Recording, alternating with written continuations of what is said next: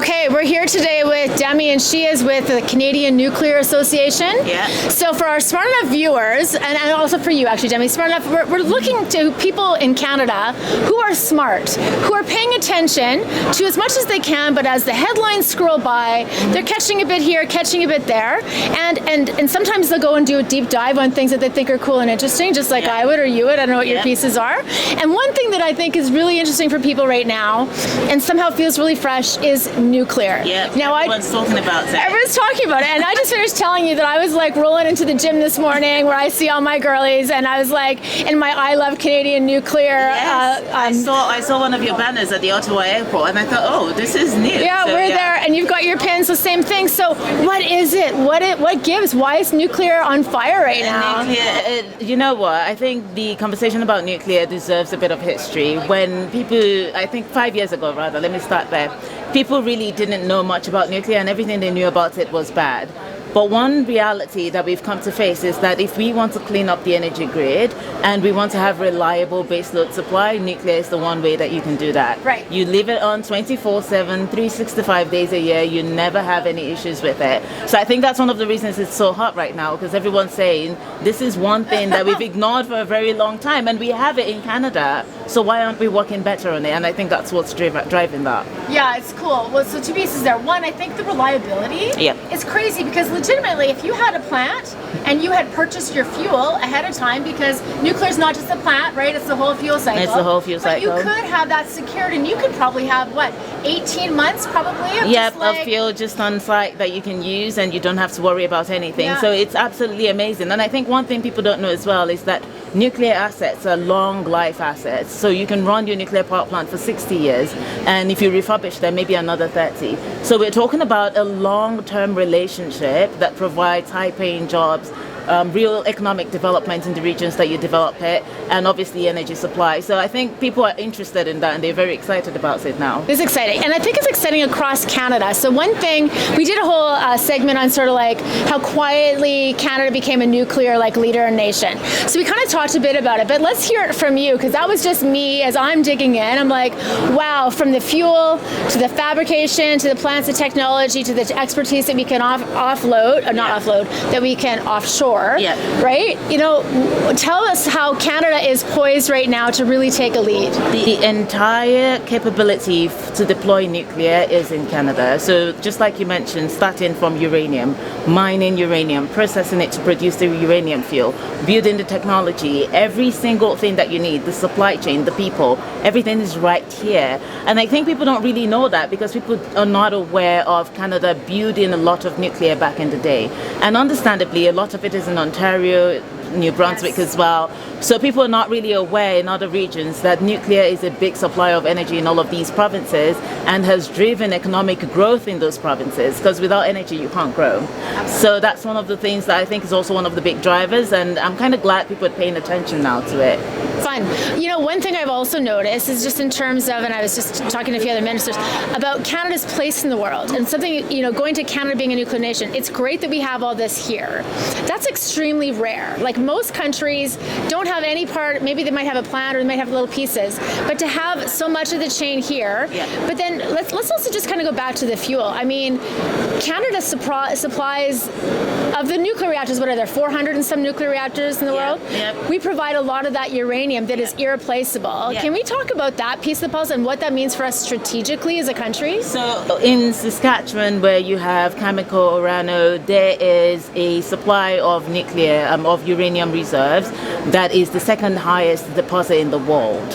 And it is one of the highest grades of uranium that you can find. So you might hear other countries say, we've got uranium, but they can't use it, they can't mine it, because it's not at the grade that they need it to be. So because Canada has that, we've built capability around that has positioned us as really important to the world. So when we look at the way the world is looking to deploy nuclear, it only just increases our, should I say, reputation, or our cred, if you wanted to use a different kind of language, that this is a reliable place that you can go to buy nuclear fuel. If you deploy nuclear, you know that you can rely on Canada to support you. And then looking outside of that fuel piece, just even looking at technologies, the supply chain, the capabilities, Like, we're winning. Like the Prime Minister says, the superpower, energy superpower, we're it. Like, we've got it locked down. It's so cool. So how do we leverage that more? Because, you know, for 60 years or so, we've been building all this capacity. It's like I've been training for the marathon. You know? I am ready to go. Yeah. And then it feels like suddenly, like after, what was it, COP28, where they're like triple nuclear, and it's like, it's game day, it's race on. And at the same time, just like some of those miles in a marathon, some of them feel slow, right? So we're all excited about it. We want to do this, but then someone else will say it's going to be 10, 15 years out. It's not, you know, it always seems like it's never happening. Yeah. How do we address that? I think one of the good things about nuclear is that planning slow to deploy fast is always a good model, because you want to make sure that your plans are concrete and they're as much as possible fail-proof. So that slowness is not a bad thing, because nuclear is also a sector that's regulated from birth to death. So we want to ensure that we get everything right. There's never been an issue in Canada. We've deployed nuclear safely for decades, but that's because of how we move. That said, the CNA, which is where I work, the Canadian Nuclear Association, has been working with the federal government to talk about how we can improve our efficiency, especially on issues like how do we deploy nuclear safely but remove duplicative requirements? How do we address the safety issues that people might raise in communities, helping them understand exactly what is happening with regards to nuclear so that they don't have a knee-jerk reaction to it? Because like I said, 5 years ago, nobody really wanted to do anything or even talk about it, but now it's the in thing. So we're making sure we put in all the work, and I think we are already seizing the opportunities. If you look across the 4 provinces that have dedicated to nuclear across Canada, Ontario, Saskatchewan, New Brunswick and Alberta, we are looking at 22.3 gigawatts of new nuclear. Wow. If you had to just break that down into like large reactors, I'm talking about more than 20 reactors. Yeah. So that's even without government saying we're bringing in money, like none of that's happening yet. Yeah. But already 22.3 gigawatts is happening, and we're moving towards it. I mean, Bruce C in Ontario is already moving ahead. OPG, as you know, is building the SMR in Darlington.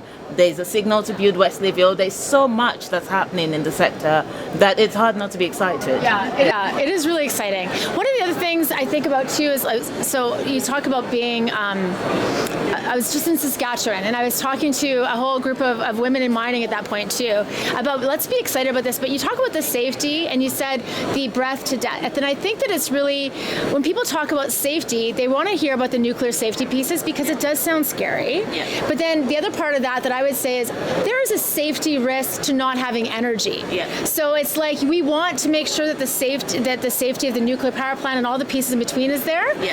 Having said that, don't forget the other side of the safety equation. If you decide not to do it because it's not, it's an opportunity, because there is a risk, right? There will always be a risk in any form of energy. I mean, I can burn myself lighting a fire at the lake for sure. But if you know, so how do we balance those pieces, and how do you give comfort to somebody who's listening about the safety of this and then vis-a-vis their overall safety? One thing people should be aware of, and I said this earlier, but I want to repeat it again. Nuclear is regulated from the moment you conceive it in your mind to the moment you turn it off at the end of 60, 90 years. And even after you turn it off, there are still regulations to taking it apart, the process we call decommissioning.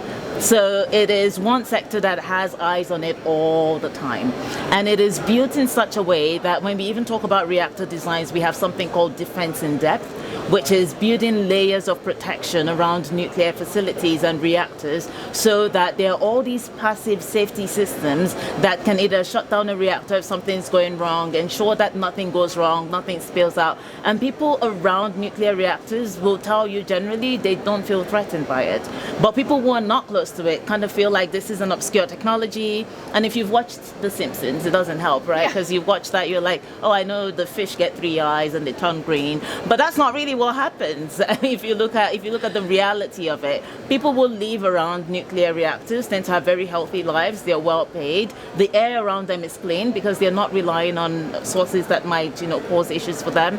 And so there is a lot of benefit around deploying nuclear that I think more people are beginning to learn and are embracing really well. Yeah, it's funny. I was in at Cigar Lake in the uranium mine on a tour, and you don't need. I mean, you put on your safety goggles, and I would make my students students in a chem class put on. Like, Yeah. there's nothing really more to that. And so it just kind of was like, oh, okay. And then I was like, same thing. You know, obviously there's some parts that you have to be more concerned, but it's, I think we just sort of have almost romanticized the scariness of it in a weird way. And it's like, let's just get back to basics here. I'll tell you the most impressive thing I saw. I went to a nuclear power plant to do a tour, and the person who was guiding me through was a pregnant woman. And I think that's an image that people don't ever think is possible. Wild. This woman, heavily pregnant, wearing her sneakers, and she's like, okay, I'm going to take you around. And I thought, this is a powerful image right now. Absolutely. If people can see this, she feels safe here. She works right in the plant, and she feels safe going around showing people, because it's not this danger zone where everyone has a hazmat suit. Right. And they're sort of like covered and hiding around. That's not what happens. Yeah. It's really technology. I usually describe it as a pressure cooker.